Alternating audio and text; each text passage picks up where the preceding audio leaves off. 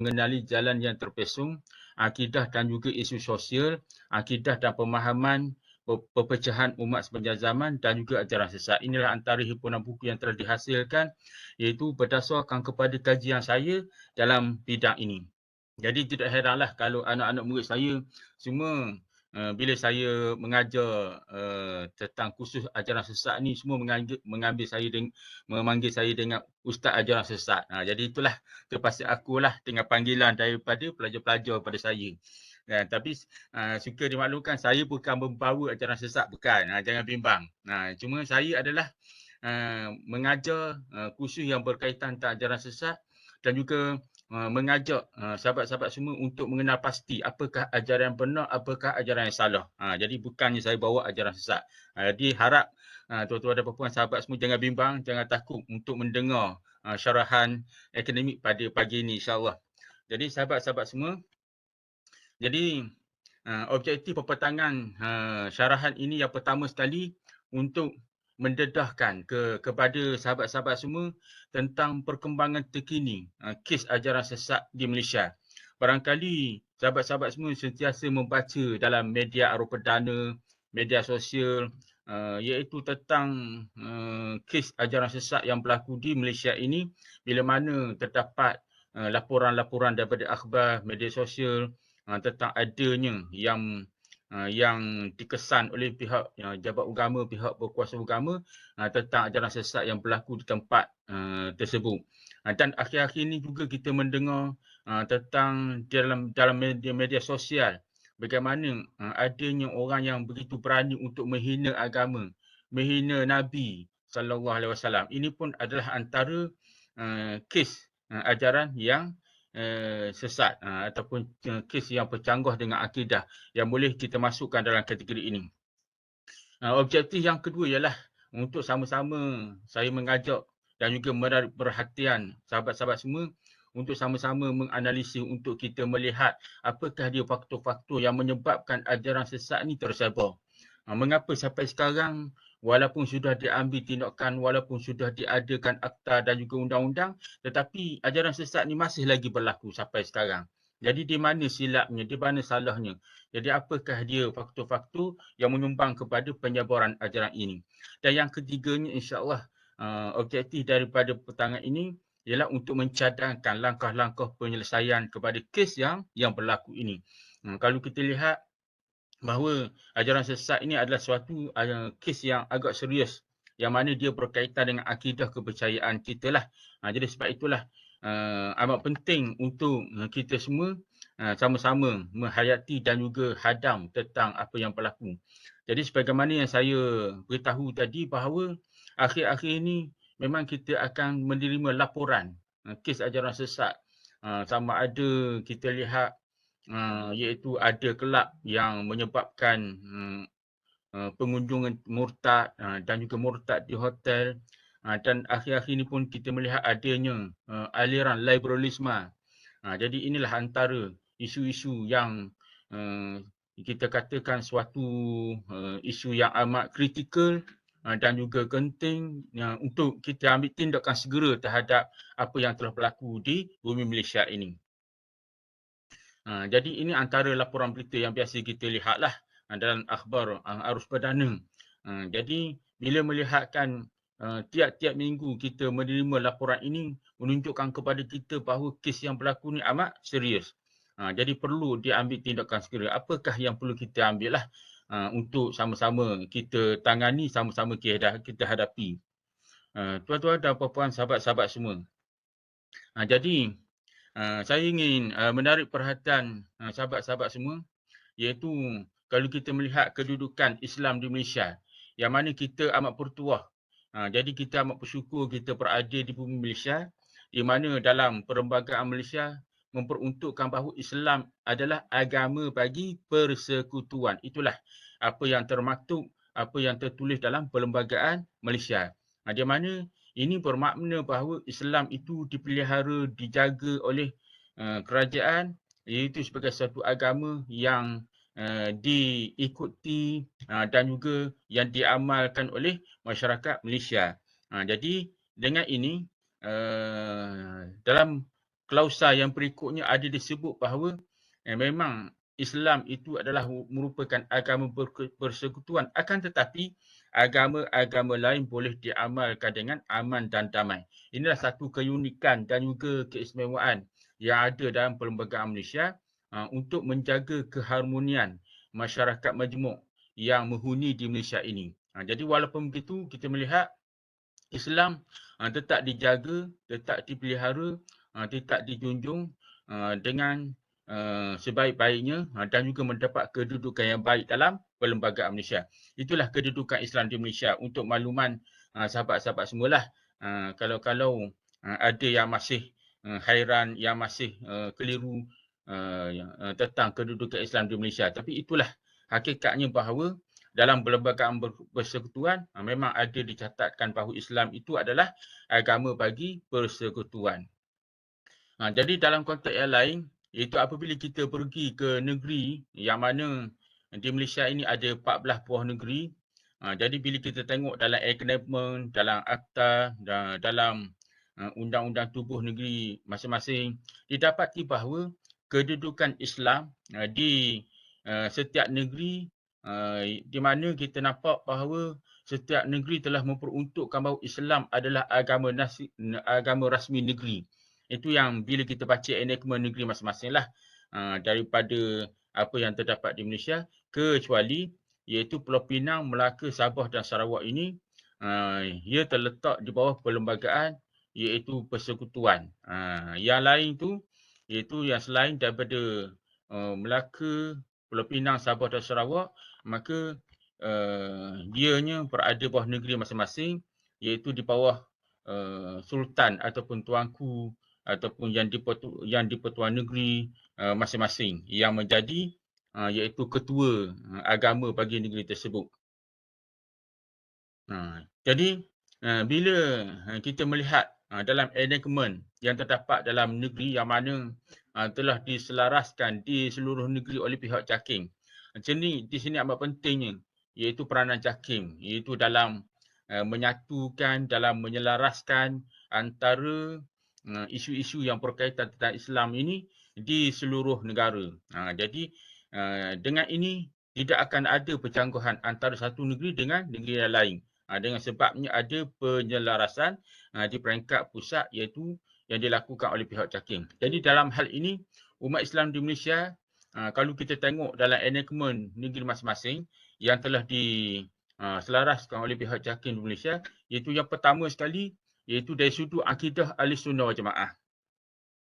Jadi akidah Ahlussunnah wal Jamaah ni adalah merupakan pegangan yang dipegang, yang dihayati oleh seluruh umat Islam di Malaysia. Dan ada setengah negeri itu dia pun mendetailkan lagi yang dimaksudkan dengan Ahlussunnah wal Jamaah ini iaitu berdasarkan kepada aliran Asy'ariyah dan juga Maturidiyah. Inilah pegangan ramai, pegangan rasmi oleh umat Islam di seluruh negara. Kemudian dari sudut yang kedua ialah pengamalan fiqh. Jadi dalam hal ini kita dapati di Malaysia bahkan juga di Nusantara ini rata-rata menggunakan ataupun mengikut kepada mazhab fiqh Imam Asy-Syafi'i. Ini pegangan yang mana pegangan orang kata yang ramailah yang dipegang oleh umat Islam di Malaysia ialah mazhab Asy-Syafi'i. Dan ikutan kepada Ahlussunnah wal Jamaah dan juga mazhab Syafi'i ini diperkuatkan lagi apabila mufti-mufti di seluruh negara bila mana mengeluarkan fatwa, maka mereka akan merujuk kepada mazhab iaitu Ahlussunnah wal Jamaah dan juga mazhab Syafi'i dalam fiqh. Jadi ini merupakan suatu perkara yang kita lihat dengan jelas dalam fatwa-fatwa yang telah dikeluarkan oleh mufti-mufti di seluruh negara. Dan begitu juga tidak ketinggalan iaitu pengukuhan kepada pegangan Ahlussunnah wal Jamaah dan juga mazhab Syafi'i ini diperkuatkan lagi melalui perundangan di mahkamah. Jadi mana-mana hukuman ataupun keputusan yang dikeluarkan oleh hakim-hakim di mahkamah syariah juga berpandukan kepada iaitu mazhab Ahlussunnah wal Jamaah dan juga mazhab Syafi'i dalam bidang fiqh. Jadi di sini kita lihat rata-rata secara rasminya iaitu pegangan umat Islam di Malaysia ini adalah berpandukan kepada akidah Ahlussunnah wal Jamaah dan juga mazhab Syafi'i dalam mazhab dan itu mazhab Syafi'i dalam fiqh. Jadi itulah rumusan secara keseluruhannya, iaitu pengamalan kita, penghayatan kita, cara hidup kita ialah berdasarkan kepada akidah Ahlussunnah wal Jamaah dan juga mazhab Syafi'i. Jadi dalam hal ini kita amat beruntung, iaitu pengamalan dan penghayatan dan cara hidup kita.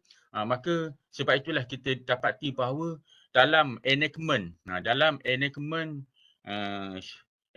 perundangan Islam di seluruh negeri, maka ada pengisytiharan bahawa pegangan umat Islam dalam negeri adalah Ahlussunnah wal Jamaah dari sudut akidahnya, dari sudut syariahnya dan juga akhlak. Jadi ini merupakan suatu penyataan yang cukup jelas bahawa kita berada pada jalan yang benar, jalan yang lurus, sebagaimana selalu yang kita sebut dalam surah Fatihah, ihdinas siratal mustaqim. Jadi siratal mustaqim itu maknanya kita berada pada jalan Ahlussunnah wal Jamaah dari sudut akidahnya, dari sudut syariahnya dan juga akhlaknya. Jadi yang keduanya, bila mana kita telah membuat pengisytiharan bahawa Ahlussunnah wal Jamaah itu adalah pegangan kita dari segi akidahnya, syariahnya, akhlaknya, maka dengan itu pegangan yang selain daripada Ahlussunnah wal Jamaah adalah bercanggah. Jadi sebab itulah kita lihat apa-apa saja yang bercanggah dengan Ahlussunnah wal Jamaah, maka dia dikira berlawanan dengan hukum syarak. Maka dia dikira merupakan ajaran yang salah.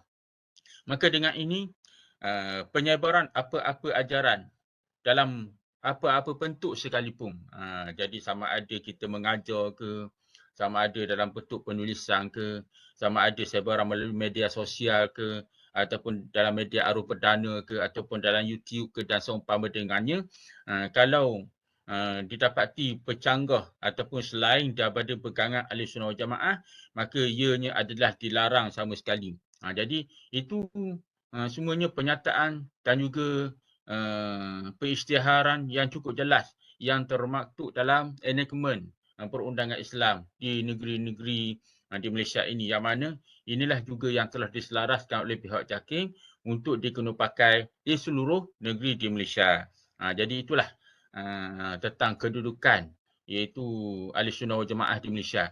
Jadi untuk lebih kita memahami lagi dalam aspek ini, iaitu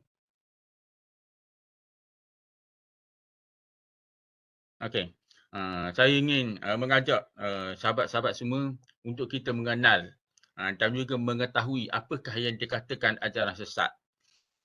Jadi kadang-kadang ada juga yang terfikir daripada kalangan kita terfikir bahawa bila sebut ajaran sesat maka disebut kepada satu ajaran tarikat.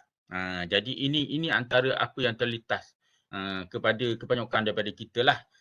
Bila nampak tarikat salah. Jadi jadi dalam kesempatan ini saya ingin membuat satu pencerahan lah. Pencerahan kepada sahabat-sahabat semua. Apakah yang dikatakan ajaran sesat ini. Jadi ajaran sesat adalah merupakan sebaran ajaran. Jadi ajaran ni apa? Itu sesuatu yang disampaikan, sesuatu yang diajar. Itu daripada satu segi. Kemudian amalan. Kalau ada perbuatan dan amalan. Jadi di sini kita lihat definisinya yang dikatakan ajaran sesat sama ada dalam bentuk ajaran dan amalan yang diasaskan dan didukung oleh orang Islam.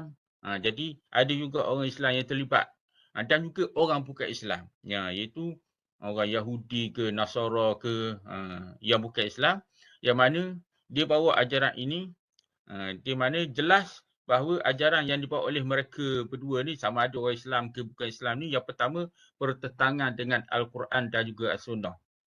Yang keduanya bertentangan dengan akidah Islam. Dan yang paling pentingnya yang ketiga bertentangan dengan mazhab Ahlussunnah wal Jamaah. Jadi itulah dia pertentangan. Kalau nampak ajaran yang dibawa itu bercanggah dengan Quran, memang automatik dia adalah sesat ataupun salah. Kalau bertentangan dengan akidah pun begitu juga, dan apatah lagi bertentangan dengan mazhab yang muktabar yang diguna pakai yang rasmi diikuti oleh masyarakat kita ialah mazhab Ahlussunnah wal Jamaah. Jadi mudah je untuk kita melihat apakah dia garis panduan untuk kita mengenal pasti bahawa satu ajaran itu sesat atau dan juga salah. Iaitu apa-apa saja bentuk ajaran dan juga apa-apa saja bentuk amalan, sama ada yang dibawa, yang diasaskan, yang didukung, yang disebarkan oleh orang Islam atau bukan Islam. Tapi yang pentingnya kita lihat di situ adanya pertentangan dengan Al-Quran, pertentangan dengan akidah dan juga pertentangan dengan mazhab Ahlussunnah wal Jamaah. Itu definisi secara menyeluruh. Kalau dalam bahasa Arabnya kita sebut definisi ta'rifun jami' mani'. Itu ta'rif yang lengkap, definisi yang lengkap yang menyeluruh, yang mana kita dapat lihat di situ apa dikah dia. Iaitu garis panduan yang mana termasuk dalam ajaran yang benar dan juga yang termasuk dalam ajaran yang salah. Okey. Jadi ini kategori ini merupakan satu aspek yang pentinglah untuk dipahami oleh sahabat-sahabat semua. Yang mana apa yang saya ceritakan, apa yang saya syarahkan ini semuanya terdapat dalam buku yang saya karang, iaitu buku Ajaran Sesat, yang mana di situ saya jelaskan dan saya syarahkan dengan penuh detail tentang ajaran sesat ini. Jadi tuan-tuan dan puan-puan, sahabat-sahabat semua, selepas kita mengenal pasti ataupun mengetahui tentang definisi ajaran sesat, kita pergi kepada apakah dia kategori, apakah dia betul-betul ajaran sesat. Jadi ini adalah pencerahan kepada apa yang dikatakan ajaran sesat. Yang mana selama ini kita selalu faham bila sebut ajaran sesat terus kepada tarikat yang menyeleweng. Tetapi sebenarnya ajaran sesat ini ada beberapa bentuk, ada beberapa kategori yang mana kadang-kadang ada kebanyakan daripada kita yang terlepas pandang. Jadi kategori yang pertama ialah bentuk ajaran baru. Nanti kita akan lihat apakah dia yang dimaksudkan dengan bentuk ajaran baru ini. Kategori yang kedua ialah bentuk ajaran tarikat yang menyeleweng. Jadi sebab itu saya sebut tarikat menyeleweng. Tapi dalam hal ini kita kena faham, Islam pun ada mengiktiraf dan juga menerima ajaran tarikat yang benar, tarikat yang mana boleh diikuti. Jadi yang saya masukkan dalam kategori ini iaitu tarikat yang menyeleweng sahaja. Tarikat yang benar maka tak termasuk. Jadi itu antara perkara yang sahabat-sahabat semua kena fahamlah. Sebab ajaran tarikat ni merupakan suatu pengamalan, suatu jalan yang mana dibenarkan oleh Islam kepada kita untuk kita mendekatkan diri kepada Allah. Nanti saya katakanlah dalam slide yang berikut. Yang ketiganya iaitu ini yang kebanyakan daripada kita yang terlepas pandang. Kadang-kadang kita pun tak menyangka bahawa ajaran sesat ni juga boleh dikesan melalui kepercayaan dan juga amalan tradisi. Ini pun banyak berlaku.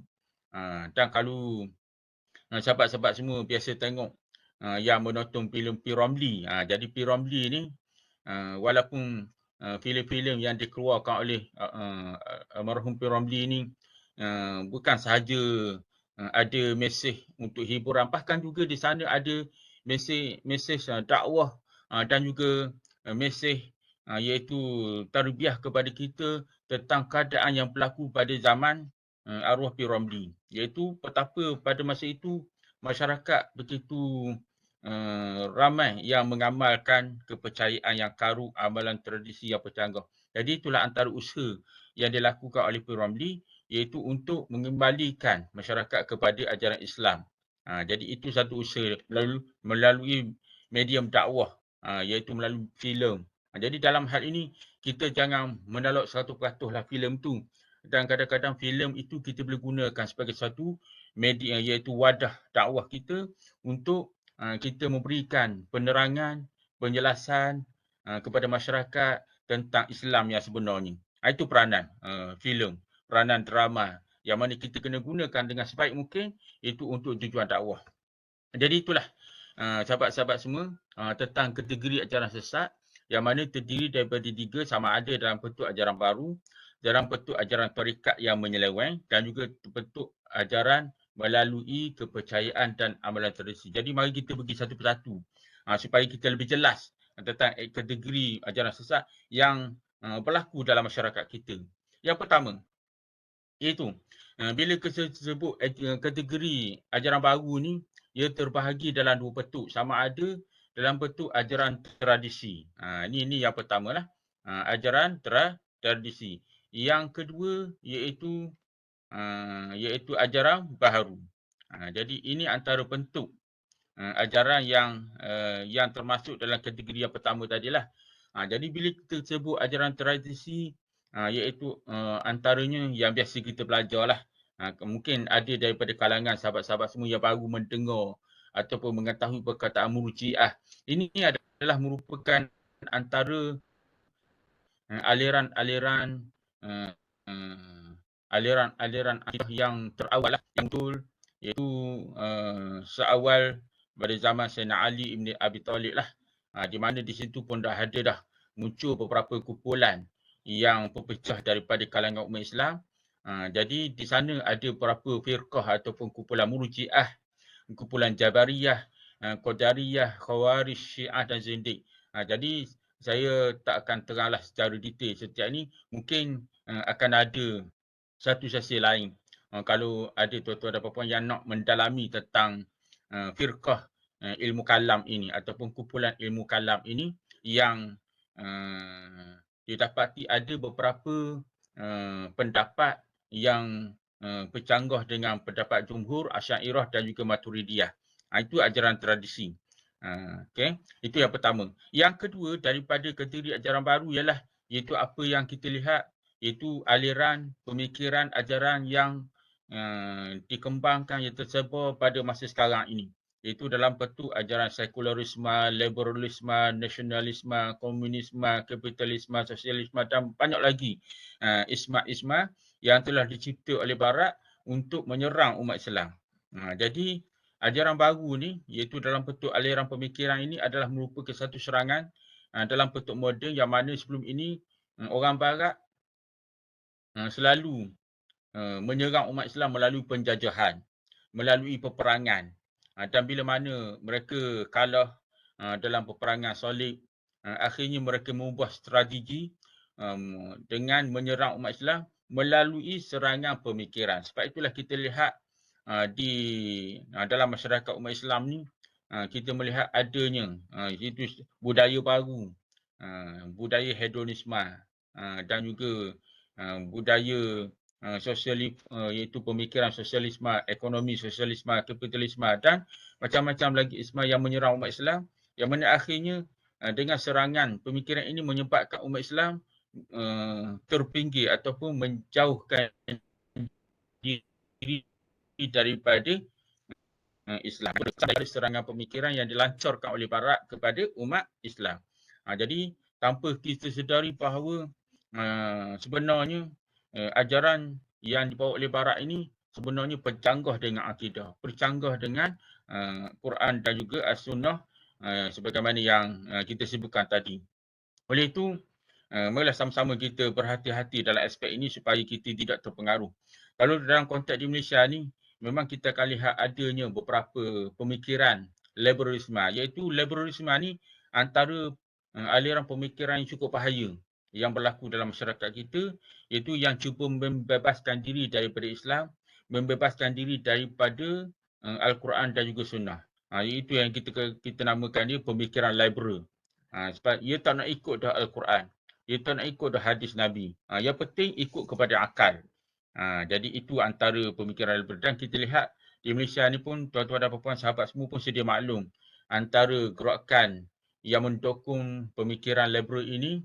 Contohnya sebagaimana sahabat-sahabat semua sedia maklum iaitu Sistem Ini Islam. Itu contohlah yang memperjuangkan pemikiran liberal, iaitu kesamarataan antara wanita dan lelaki dan macam-macam lagi pemikiran liberal yang dibawa oleh iaitu Sistem Islam sebagai contohnya lah, yang mana Sistem Islam pun telah difatwakan oleh Majlis Fatwa Kebangsaan dan juga beberapa negeri sebagai satu ajaran yang bertentangan dengan akidah dan juga yang bertentangan dengan Islam. Itu sebagai contohnya, iaitu kategori yang pertama dalam bentuk ajaran baru, sama ada ajaran tradisi dan juga ajaran baru yang berlaku sekarang. Itu satu contoh.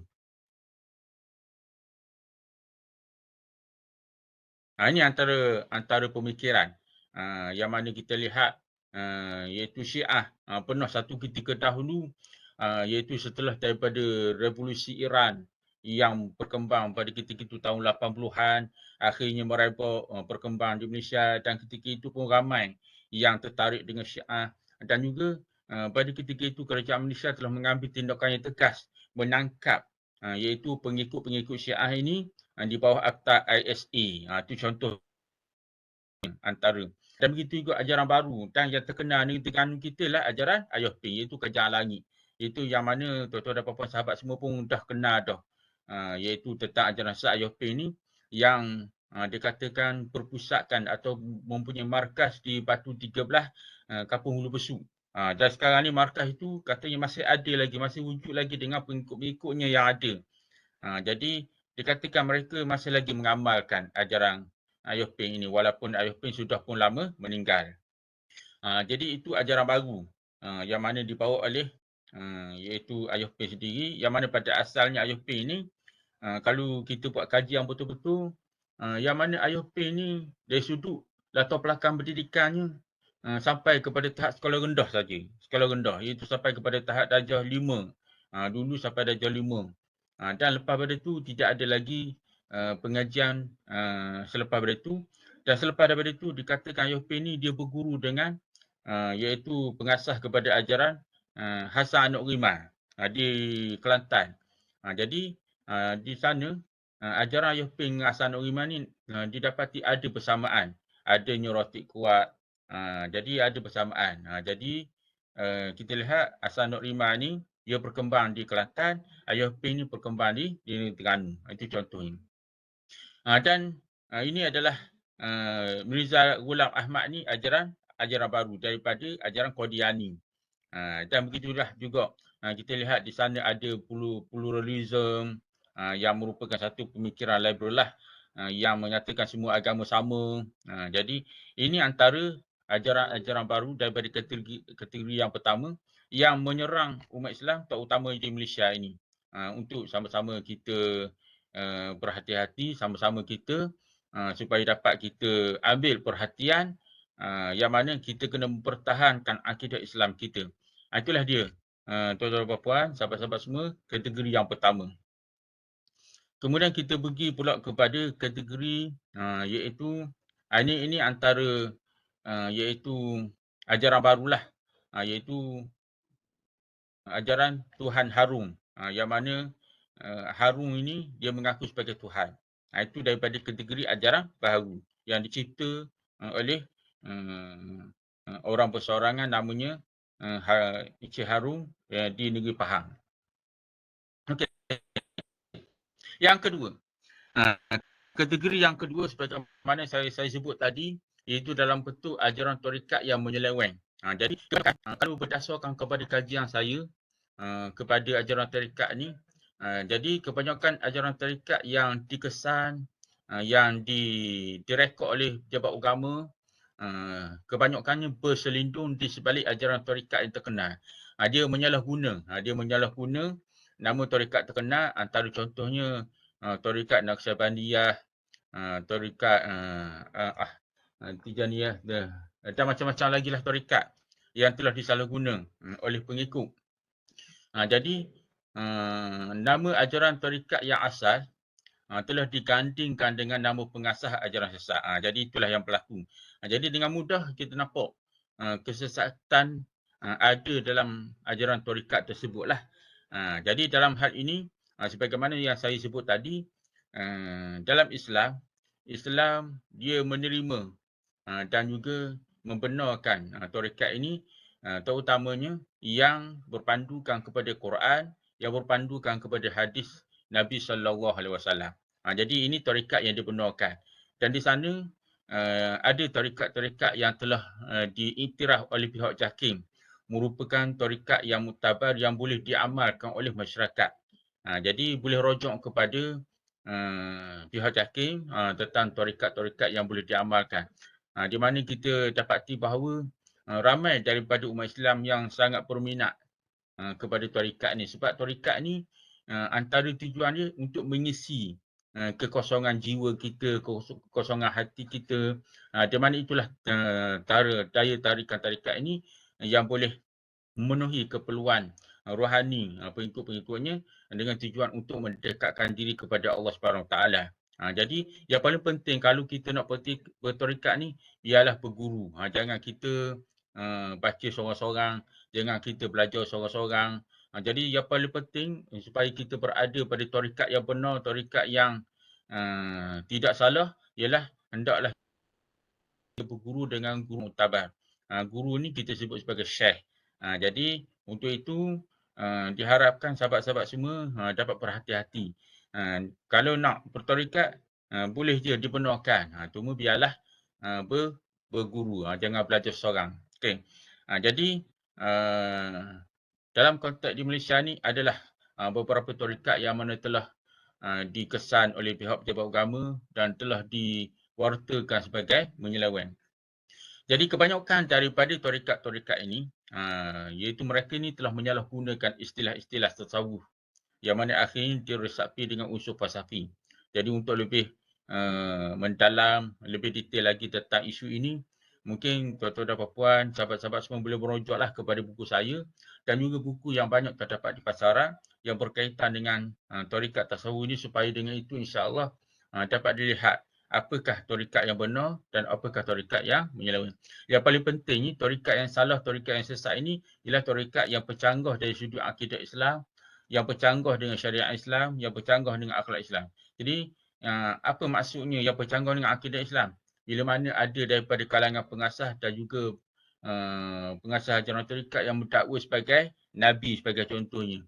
Yang mendakwa sebagai Imam Mahdi. Itu antara yang bercanggah dengan akidah Islam. Sedangkan kita belajar dalam akidah bahawa Rasulullah SAW pernah bersabda, la nabiyya ba'di, tidak ada nabi lagi selepas daripada aku. Maka bila mana ada orang mendakwa sebagai nabi, maka itu adalah salah. Itu adalah sesat. Jadi itu contohnya bercanggah dengan akidah. Dan begitu juga bercanggah dengan syariat Islam. Macam mana tu? Bila mana ada ajaran tarikat tu kononnya sudah sampai kepada makam yang tertinggi, maka tak perlu lagi solat 5 waktu sebagai contohnya. Ini merupakan satu penyelewengan yang jelas. Sedangkan solat 5 waktu itu wajib kepada siapa? Hatta Rasulullah SAW pun menunaikan solat 5 waktu, dituntut. Jadi itu Rasulullah. Ini kan pula pengasas tarikat yang mendakwa bahawa tak perlu solat dah. Jadi kita lihat contohnya macam Ayah Ping. Yang mana tak perlu solat dah. Hanya dengan niat aja. Pakai dengan niat tak perlu rakaat, tak perlu sujud. Itu contohnya. Maknanya bercanggah dengan syariat. Dan begitu juga dengan akhlak. Akhlak ni iaitu tentang adab kita, akhlak.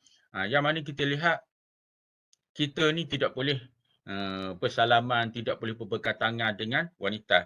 Dan ada sebahagian tarikat tu di mana dibenarkan. Boleh berpeluk-pelukan, boleh bersalaman.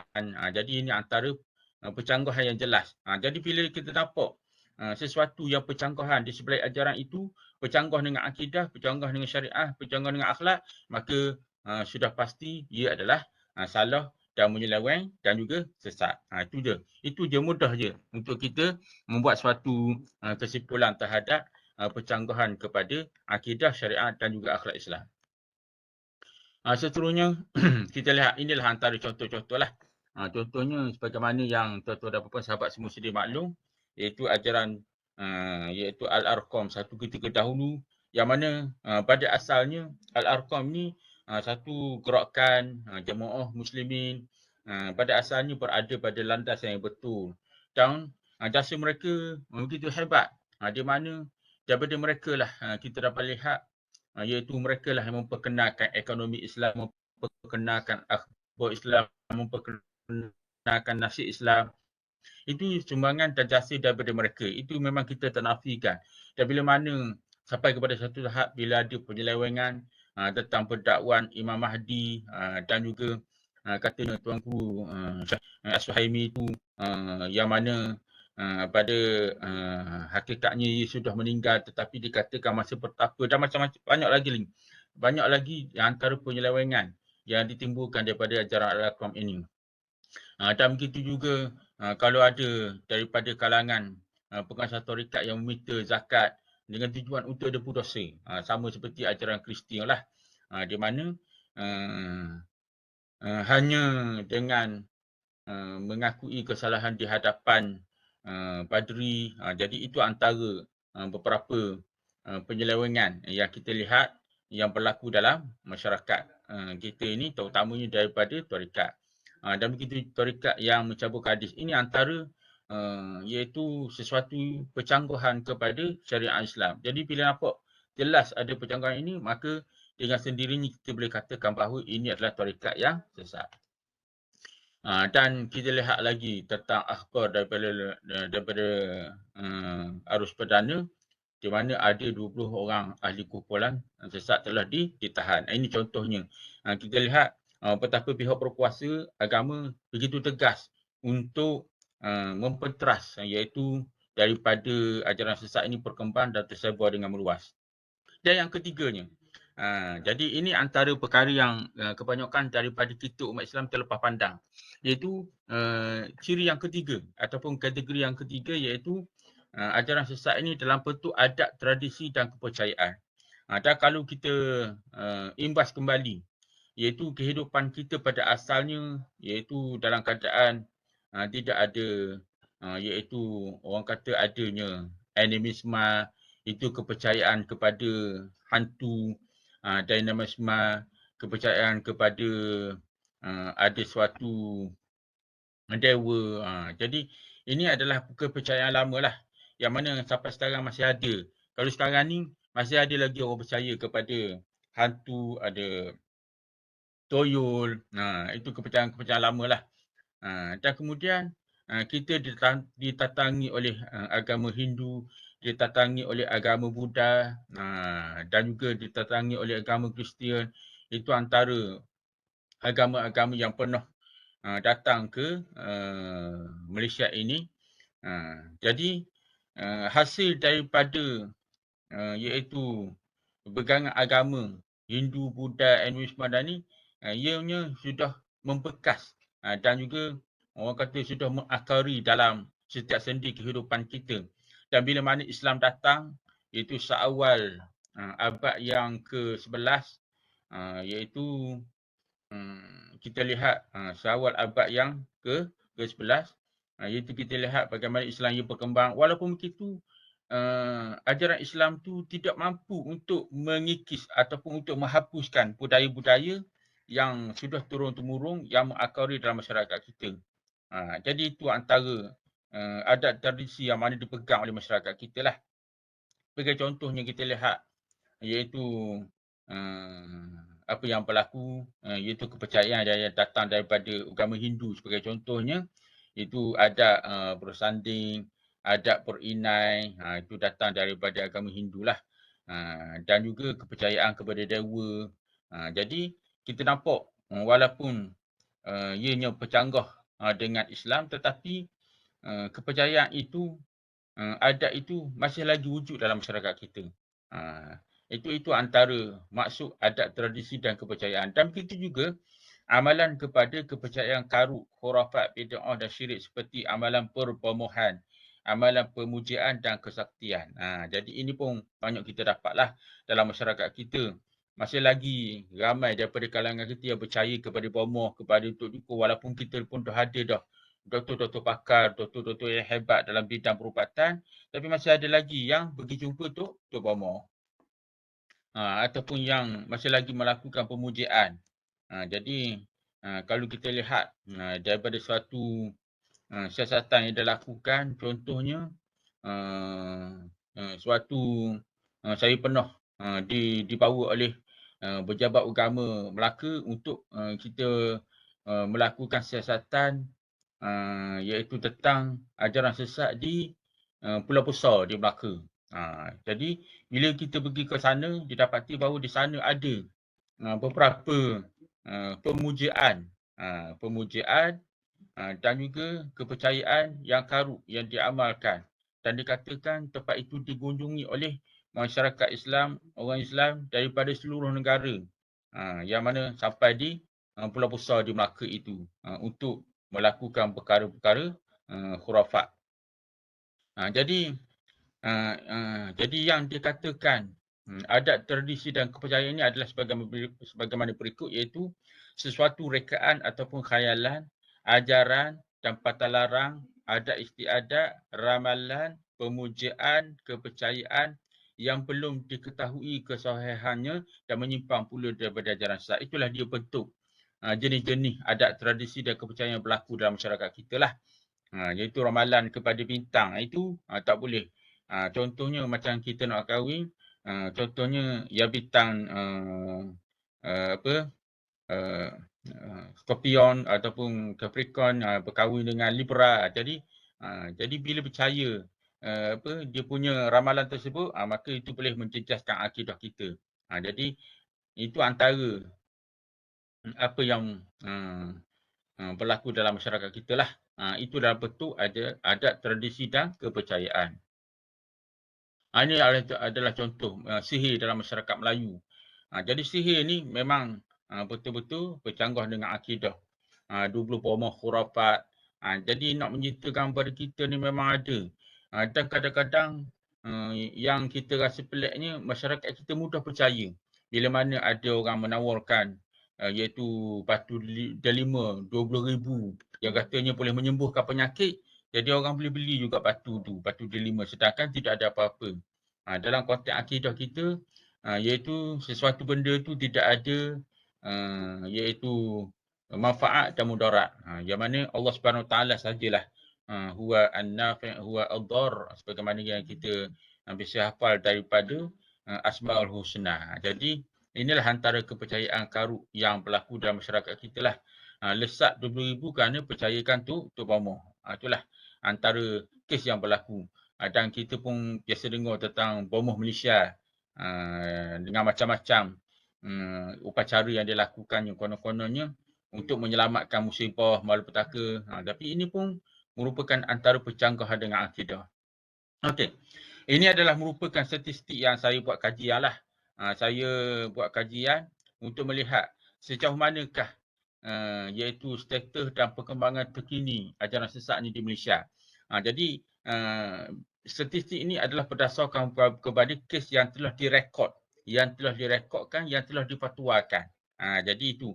Jadi barangkali di sana ada lagi yang belum direkod, ada lagi yang belum dipatuakan, ada lagi yang masih dalam siasatan, dan banyak lagi. Ini yang sudah pasti yang mana ada dalam rekod. Jadi Negeri Terengganu di Kesan ada 4, Kelantan ada 9, Pahang ada 5. Maknanya nak cerita ni di seluruh negeri Malaysia ni ada kes dia. Johor ada 3, Negeri Sembilan ada 4, Melaka ada 15, Selangor 25. Jadi kita nak kata siapakah dia juara daripada negeri-negeri ni dalam kes iaitu yang berkaitan dengan ajaran sesat lah. Negeri Perak ada 9, Pulau Pinang ada 7, Kedah ada 9, Perlis ada 3, Sarawak ada 3, Sabah ada 6, wilayah Persekutuan ada 16. Itulah antara pecahan ikut negeri lah. Jadi kalau kita lihat keseluruhannya ada 118. Jadi daripada banyak negeri tersebut, yang paling banyak kesnya ialah negeri Selangor 25. Yang kedua diikuti oleh wilayah Persekutuan 16. Yang ketiga diikuti oleh Melaka 15. Itulah dia tuan-tuan dan puan-puan. Kalau kita tengok Selangor, mengapa Selangor ni menjadi tempat yang begitu strategik? Sebab kita lihat Selangor ni iaitu merupakan tempat di mana di sana ada airport yang mana ditetangi oleh tempat orang kata tengah-tengah tempat yang strategik. Jadi dikatakan di Selangor ni merupakan tempat yang strategik dan juga didatangi. Bukan sahaja ajaran yang ada di negeri Selangor saja, bahkan juga didatangi daripada tempat-tempat lain. Jadi itu sebabnya mengapa negeri Selangor ni menjadi juara dalam ajaran sesat inilah berdasarkan kepada kajian saya lah. Jadi keseluruhannya berdasarkan rekod yang saya ada ialah 118. Jadi ini adalah yang direkod, yang dicatatkan oleh pejabat agama. Mungkin ada lebih lagi. Jadi saya menjangkakan bahawa sebenarnya kes ajaran sesat ni lebih lagi daripada itu. Yang mana masih lagi dalam siasatan. Tuan-tuan dan puan-puan, Muslimi, sahabat-sahabat semua, okay. Jadi berdasarkan kepada apa yang saya kaji, iaitu tentang ajaran sesat ini, yang mana ada ajaran sesat yang berkembang di negeri berkenaan tidak tersebar tempat lain. Ada juga. Yang berlaku di Kelantan sahaja, Terengganu sahaja tapi tak tersebar. Tapi ada juga yang tersebar. Macam contoh Ayuh Pin tersebar di tempat lain dan tersebar di luar negara. Yang kedua, ada juga ajaran sesat datang daripada luar. Contohnya Syiah dan juga yang datang daripada Indonesia pun ada banyak. Dan akhirnya berkembang dalam Malaysia. Dan daripada apa yang kita lihat, iaitu ajaran sesat ni ialah ada persamaan dari sudut pengajaran dan pegangan. Persamaan ni maksudnya kebanyakan mendakwa sebagai Nabi, mendakwa sebagai Imam Mahdi, mendakwa iaitu dengan berbagai dakwaan lah yang bercanggah dengan akidah, yang bercanggah dengan syariat dan juga bercanggah dengan akhlak kita. Itulah analisis secara umum yang berkaitan dengan ajaran sesat yang berlaku di Malaysia. Seterusnya, jadi apakah dia antara ciri-ciri untuk kita kena pasti bahawa dia adalah sesat? Jadi saya pun telah bahagikan beberapa ciri. Jadi kesesatan itu kita boleh lihat bila mana ada percanggahan kepada Quran dan juga hadis. Contohnya percaya bahawa wahyu masih turun, sedangkan Al-Quran itu adalah wahyu yang terakhir. Tidak akan turun lagi lepas itu. Tapi masih ada lagi orang percaya bahawa wahyu masih turun. Contohnya Rasul Melayu. Katanya surah Yasin itu turun kepada dia. Contohnya lah. Itu dakwaan daripada iaitu Encik Kahar, iaitu Rasul Melayu.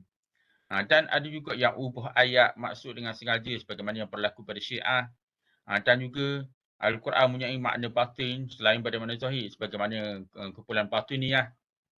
Yang kedua, tadi aspek sumber Quran dan hadis. Aspek yang kedua ketuhanan, iaitu guru boleh kesan baik dan buruk. Jadi guru ni iaitu pengasas. Pengasas untuk guru kepada ajaran sesat. Ia tahu belaka. Tahu tentang perkara gaib. Contohnya Ayuh Pin, dia ada kunci syurga.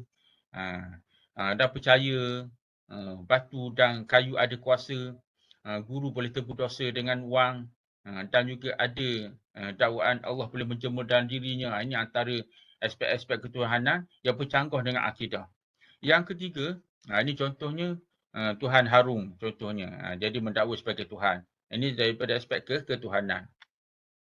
Yang ketiga daripada aspek kenabian, iaitu untuk guru tadi pengasas mendakwa sebagai Nabi. Jadi selepas daripada Nabi, tidak ada lagi Nabi selepas daripada itu. Maka kalau ada yang mendakwa sebagai Nabi, maka itu adalah Nabi palsu. Dan dia pun mendakwa ada mukjizat. Mendakwa maksum, mendakwa dapat beri syafaat, mendakwa terima wahyu. Itu daripada aspek kenabian. Ini contohnya Rasul Melayu. Jadi Rasul Melayu ni iaitu ia mendakwa bahawa dia diutuskan kepada orang Melayu sahaja. Itu ajaran Kahar yang berkembang di negeri Selangor tu. Dan dia mendakwa Yasin turun kepada dia. Dan baru ni bila ditangkap, dia pun letak jawatan sebagai Rasul Melayu. Letak jawatan, siap letak jawatan. Maknanya dia boleh melantik diri sebagai Nabi dan juga dia boleh meletak jawatan. Itulah antara perkara yang berlaku lah tentang isu ajaran sesat ini. Dan yang keempat daripada aspek sam'iyat, iaitu ruh orang mati menjelma dalam dalam jasad orang hidup, minta tolong si mati, boleh ramalkan hari kiamat, miliki kunci pintu syurga, percaya seorang tertentu sebagai Imam Mahdi, boleh panggil ruh orang mati. Itu perkara-perkara sam'iyat, maknanya perkara gaib lah. Kalau perkara gaib ia dapat kuasa ataupun dia dapat mengetahuinya, maka sesat. Yang mana perkara gaib ini hanya diketahui oleh Allah SWT sahaja. Nabi pun tak tahu. Apatah lagi Tok Guru ini pun tak tahu jugalah ataupun pengasas. Jadi macam mana dia boleh tahu? Jadi itulah antara penyelewengan yang berlaku dalam aspek sam'iyat ataupun perkara-perkara gaib. Ini contohnya aku ketua wali pemujaan keris. Jadi ini antara sesat di kubur. Jadi ini yang berlaku katanya dekat kubur Tok Pulau Manis. Katanya ada 3 orang tu katanya nak melakukan perkara khurafat. Akhirnya bila sampai waktu pagi tu tengok-tengok ketiga-tiga orang tu kelemasan ataupun dalam keadaan keletihan, penat. Kemudian ditemui oleh penjaga kubur Jadi apa yang berlaku, mereka kata mereka tak jumpa jalan keluar daripada kubur. Jadi itulah antara kesesatan yang dilakukan oleh 3 orang ini, di mana dihukum ataupun dihukum oleh Allah Ta'ala di atas kesesatan yang mereka lakukan. Ya, seterusnya ini yang gambar yang saya dapati dekat Pulau Melaka ni, di Pulau Besar Melaka ni, iaitu adanya pemujaan. Kata di sana ada kubur bunian, itu antara pengalaman saya sebab tu saya jadi panel pakar akidah yakin dibawa untuk buat siasatan di Pulau Besar di Melaka. Jadi ada kubur bunian, ada telaga bunian di atas bukit sanalah untuk melakukan pemujaan. Ini antara kesesatan yang dilakukan oleh umat Islam. Seterusnya yang kelima iaitu aspek syariat, iaitu memasukkan kewajipan syariat. Ada nikah batin, masih boleh dilakukan oleh tok guru. Percaya semua agama sama, halalkan yang haram. Contohnya Arab boleh minum, berkaulan bebas, boleh, maknanya boleh pegang, lelaki dan perempuan boleh berpelukan. Jadi dan tak perlu solat dah, macam Yopin ni tak perlu pergi Mekah dah. Cukup dengan ke Batu 13 untuk buat haji dan macam-macam lah. Itu antara yang bercanggah dengan syariat. Jadi bila nampak adanya unsur-unsur semacam ini, elemen-elemen semacam ini, maka dia adalah sesat. Ini contohnya, haram solat Jumaat, fatwa yang sosang, halal tulang babi. Jadi ini antara contoh maknanya daripada aspek syariat. Jadi maknanya laporan ataupun kes yang berlaku ni memang betul-betul berlakulah dalam konteks di Malaysia ini, berdasarkan kepada apa yang telah saya kategorikan ini. Jadi ini antara yang bercanggahan dengan syariat. Kemudian daripada adab pula, yang ketujuh iaitu adab dan akhlak, iaitu jaga rahsia ajaran. Dan kebanyakan daripada ajaran sesat ni, antara masalahnya ialah mereka rahsia. Jadi mereka tak beritahu apa yang mereka belajar, apa yang mereka amalkan, apa yang mereka buat. Jadi sebab itulah ajaran sesat ni sukar untuk dikesan, sukar untuk ditangkap pengikut-pengikutnya sebab mereka telah membuat satu aku janji di hadapan pengasasnya untuk gurunya, tidak akan dedahkan rahsia ajaran dia. Ini antara apa yang berlakulah. Dan taat dan patuh membuta tuli kepada tok guru, boleh terima kekuatan luar biasa daripada gurunya, pengikutnya diuji bersumpah. Jadi ini antara aspek akhlak dan adat yang bercanggah dengan adat Islam dan juga akhlak Islam. Ini contohnya, Tok Guru Tarzan, iaitu boleh pakai seluar pendek sewaktu mengajar, mengaku berkawan dengan gajah dan macam-macam lagi lah. Samsing ketua ajaran sesat, ritual serah tubuh. Jadi ini antara apa yang benar-benar berlaku yang dikesan oleh pejabat agama, itu yang berkaitan dengan adab dan akhlak yang mana bercanggah dengan Islam. 250 untuk debu dosa. Okey. Jadi sahabat-sahabat semua, tuan-tuan dan puan-puan, jadi melihatkan kepada senario yang berlaku dalam masyarakat ni, maka kita dapati mengapa ajaran ini berkembang, ajaran ini semakin bertambah, semacam cendawan yang tumbuh waktu pagi setelah daripada hujan turun. Tengok, ia semakin bertambah. Jadi ini yang berlaku. Jadi apa faktornya? Iaitu yang pertama sekali daripada kajian saya, iaitu kelemahan penguatkuasaan yang berkaitan dengan ajaran sesat. Jadi bila saya pergi ziarah ke pejabat agama, memang dia ada satu unit penguatkuasaan lah. Jadi unit penguatkuasaan ini dia mempunyai berbagai tugas. Jadi bukan hanya untuk ajaran sesat sahaja, bahkan juga untuk tidak solat Jumaat, untuk takat orang keluar, untuk yang melakukan penghinaan agama. Jadi semuanya terletak pada satu unit sahaja. Satu unit ini untuk dia cover kepada berbagai aspek. Jadi manakah sempat mereka nak cover, mereka nak ambil tindakan. Sedangkan daripada semua bidang kuasa itu, yang paling penting yang berkaitan dengan akidah, terutamanya ajaran sesat. Jadi mereka pun tak sempat Jadi itu antara kekangan, iaitu kelemahan penguasaan, iaitu kekurangan kaki tangan dan juga iaitu keutamaan untuk mengambil tindakan. Itu yang berlaku. Dan yang keduanya iaitu dari sudut peruntukan. Jadi yang kedua, peruntukan undang-undang yang telah digubal ni tidak dikuasakan sepenuhnya. Jadi ada juga kita punya peruntukan undang-undang ni, kita ada banyak. Kalau kita tanya Fakulti Undang-Undang, apakah dia akta-akta ataupun perundangan enigma yang digubal yang berkaitan dengan ajaran sesat. Kalau kita lihat, memang kerajaan Malaysia dan juga kerajaan negeri telah menggubal undang-undang yang sudah banyak. Cuma tidak dikuasakan. Contohnya ada akta ISA,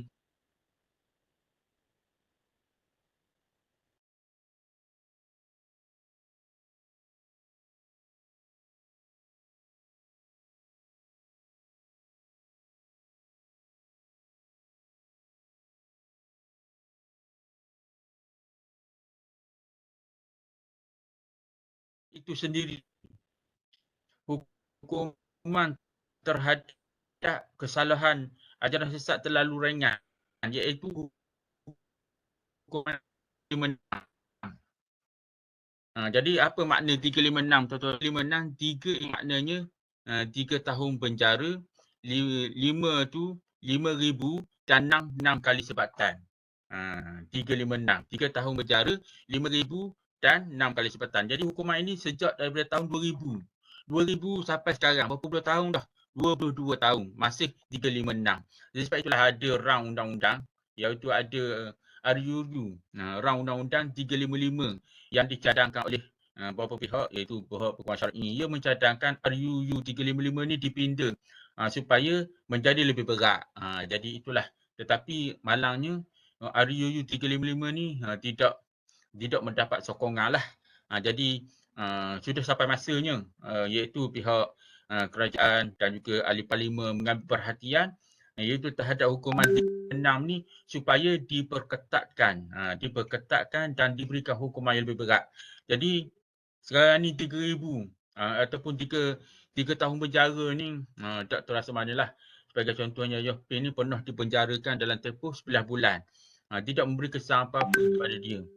Dan 5,000 ni semua orang boleh belajar dah.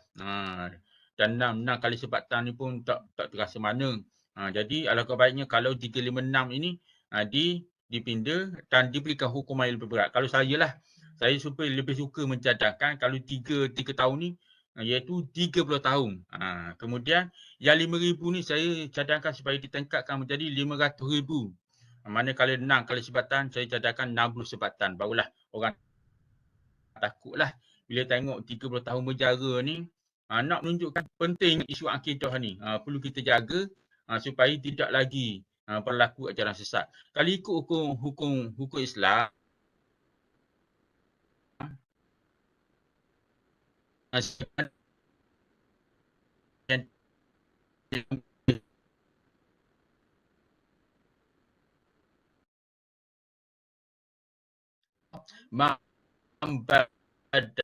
badala dinahu faktulu. Siapa yang tu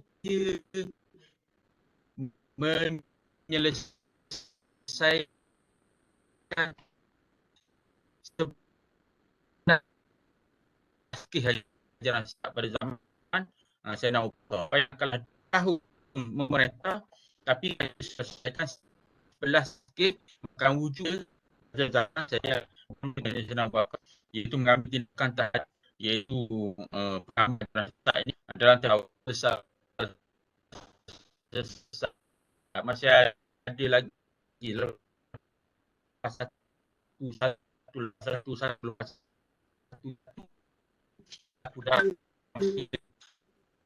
dah itu inilah yang saya sebut tadi lah.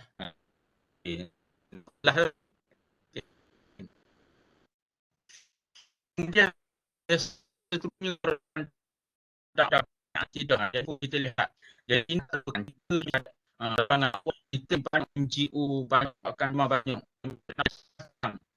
Tapi malangnya satu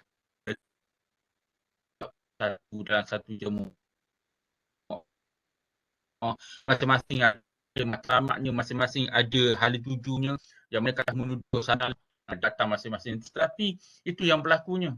Kita sibuk berbalah antara satu sama lain tentang cabang-cabang perkara yang furuk.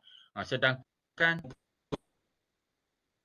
punya kitab yang sama, kitab Al-Quran yang satu, akidah yang satu, iaitu syariat yang satu. Dan kadang-kadang kita pun terlepas pandang, kita nak pergi Mekah, nak ke depan yang sama, pakai kain ihram yang satu, warna putih yang satu, menghadap kiblat yang satu. Tapi bila balik di Malaysia, kita berbalah. Jadi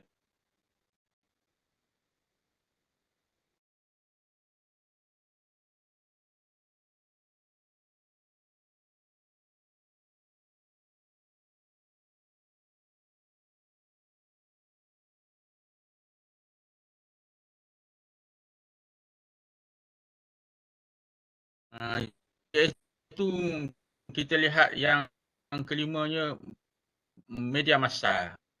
Jadi ini pun kita lihat dunia tanpa sepadan dengan teknologi yang bercanggih-manggih. Jadi ini yang berlaku lah. Dengan media elektronik, media cetaknya, teknologi maklumatnya, media sosialnya. Tapi malangnya tidak digunakan, tidak dimanfaatkan dengan sebaik mungkin sebagai media dakwah. Jadi apa yang kita lihat akhir-akhir ini, orang menghina agama, orang hina Nabi dalam media sosial. Itu contohnya. Jadi di mana silapnya, di mana salahnya kita. Jadi ini peranan pihak berkuasa agama lah untuk memantau, untuk memberikan perhatian serius supaya tidak berlaku penghinaan agama dan juga penghinaan kepada Nabi ini. Dan seterusnya kurangnya kerjasama. Kadang-kadang di kalangan kita ni ada sikap indah tak indah. Maknanya tu ambil cara berlaku-berlakulah. Sebab itu kerja pihak berkuasa agama. Itu kerja pihak pejabat agama. Tapi kita sebagai masyarakat pun ada peranan. Bila mana kita dapati dekat kampung kita, dekat kawasan kita ada satu kes ajaran sesat, maka menjadi kewajipan kepada kita membuat laporan kepada pihak berkuasa. Itulah tanggungjawab kita. Man ra'a minkum munkaran falyughayyirhu biyadihi. Fa in lam yastati' fa bi lisanihi, fa in lam yastati' fa bi qalbihi. Jadi menjadi tanggungjawab kita ni bila nampak ada kemungkaran, maka hendaklah kita ubah dengan tangan kita kalau kita ada kuasa. Kalau tak mampu, dengan lidah kita buat laporan. Kalau tak mampu, hendaklah kita benci. Jangan sokong, sangat dokong. Jadi itu antara kewajipan kita sebagai umat Islam. Seterusnya, falsafah pendidikan negara kita ni tidak begitu membantu sebab kita lihat falsafah pendidikan kita ni lebih kepada perorientasi keutamaan kita lah. Mesti dapat 5A dalam UPSR, dan juga PMR dapat 8A, SPM kena 11A, staff kena itu lagi yang kita nampak. Tapi dari sudut pembangunan hunian ataupun yang disebut oleh falsafah negara yang pembangunan pembangunan jasmaninya, rohani dan intelek. Itulah yang kita bawa dalam falsafah pendidikan negara. Tapi sudah sampai kepada tahap itu, kita nampaknya itu kecemerlangan akademik semata-mata. Dan seterusnya, kepercayaan adat tradisi yang bertapak kukuh dalam masyarakat kita itu pun antara cabaran kita lah. Dan betapa susahnya kita nak buang kepercayaan tradisi kita, nak buang satu persatu. Walaupun Islam itu sudah bertapak lama. Dan yang paling menyedihkan yang berlaku dalam masyarakat kita, kelesuan, kehambaran. Itu majlis ilmu di masjid-masjid dan di surau. Rata-rata kita mendengar suara-suara yang kurang manis bila mana masjid kita tidak dimakmurkan dengan sebaiknya. Majlis tidak dihadiri oleh tempat walaupun sebelah masjid hadir ke majlis tersebut. Ini adalah fenomena yang berlaku. Malaysia di seluruh negeri ada pejabat penguasaan unit ini, iaitu dengan penambahan staf dan juga perlu ada keutamaan terutama dalam bidang iaitu akidah dan juga ajaran sesat ini. Yang kedua, perkemasan peruntukan undang-undang iaitu sebagaimana yang tadi UU 35 ni digubal, dipinda kepada hukuman yang lebih sebagai penggambar ajaran sesat ini. Yang ketiga, yang paling penting ialah persefahaman perpecahan yang berlaku pada berbagai NGO, berbagai gerakan ini sampai matlamat iaitu kefahaman Islam yang menyeluruh dan juga memutarah ajaran sesat. Ya, sebenarnya saluran media massa sebagai wadah dakwah. Ini yang telah saya sebut tadi, kepentingan kita menggunakan saluran media sosial yang ada ni sebagai media dakwah iaitu kefahaman Islam. Dan yang seterusnya ialah pendidikan Islam. Jadi kita falsafah dah cukup cantik dah. Jadi kita kena usahakan ke arah melahirkan generasi Muslim. Bukan hanya semata-mata yang cemerlang dalam akademik, tapi cemerlang rohaninya, cemerlang emosinya, cemerlang inteleknya, dan ya sebenarnya marilah sama-sama saya menyeru kepada sahabat-sahabat semua, marilah sama-sama kita hidupkan majlis ilmu di masjid dan surau yang berdekatan dengan rumah kita dalam kampung kita. Yang mana itulah sahaja cara untuk kita mengukuhkan ilmu kita, itulah sahaja cara untuk kita memperteras dan membantu pihak berkuasa agama menghapuskan ajaran sesat di bumi Terengganu dan juga di bumi Malaysia ini. Jadi itulah sahaja antara penyelesaian yang boleh kita lakukan. Jadi kesimpulan daripada situ, tuan-tuan dan sahabat-sahabat semua, tugas untuk kita memperteras penyebaran ajaran sesat dan juga membasmi kejahilan akidah dan juga pemantapan akidah adalah tugas dan tanggungjawab kita semua. Kita semua bertanggungjawab. Jadi bermula daripada diri kita sendiri sebagai seorang suami, sebagai seorang isteri, sebagai ibu bapa dan semuanya kepada anak-anak kita dan juga jiran kita, sahabat-sahabat kita dan juga iaitu kita kepada Islam. Jadi bermula daripada di sini. Jadi ini bermakna bahawa tanggungjawab ini bukan sahaja diletakkan bahu pihak berkuasa sahaja, bahkan juga melibatkan penyertaan semua lapisan masyarakat, daripada orang perseorangan hinggalah kepada pihak berkuasa dalam memikul amanah untuk menyusun strategi pengukuhan akidah di Malaysia ini. Jadi itulah sahaja yang mampu saya sampaikan dalam syarahan akademik ini. Apa yang baik itu datang daripada Allah SWT, yang kurang, yang lemah itu datang daripada diri saya sendiri, dan saya sudahi dengan wabillahi taufiq wal hidayah. Wassalamualaikum warahmatullahi wabarakatuh. Waalaikumsalam Prof. Alhamdulillah kita sudah sampai ke penghujung program. Terima kasih banyak-banyak diucapkan kepada Prof. Dr. Engku Ahmad Zaki di atas perkongsian ilmu itu tadi yang saya kirakan sangat menarik. Okay, semoga kita semua dan juga ahli keluarga sentiasa berusaha untuk menjaga dan memelihara akidah kita supaya tidak terjerumus dalam ajaran sesat. Okay, terima kasih sekali lagi kepada penceramah dan juga semua peserta pada hari ini. Okay, kita berjumpa lagi insya-Allah pada bulan depan dalam siri yang ketiga. Okay, kita sudahi program kita pada pagi ini dengan bacaan surah Al-As dan tasbih kafarah. Kepada yang belum lagi scan barcode boleh berbuat demikianlah ya. Terima kasih.